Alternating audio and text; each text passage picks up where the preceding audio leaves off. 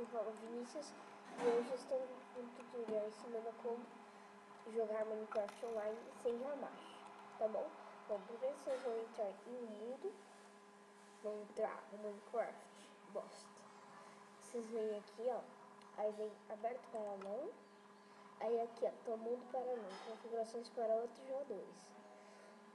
Aí vai estar perguntando o que você vai querer, permitir que é edição, criativo, aventura, tudo faz. Aí vocês vão começar no bolão.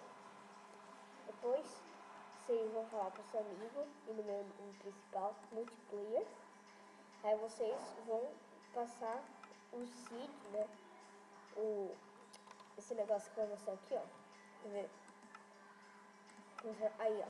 Portal no 51675. Vocês vão passar isso pro seu amigo. Vocês vão falar para ele sair. Vem em multiplayer. Vem em conexão direta e falar para ele adicionar o número aqui. Depois ele só vai entrar no seu mundo. Vocês vão escolher o mundo da lógica. E pronto. Espero que tenham gostado do vídeo. Falou, fui.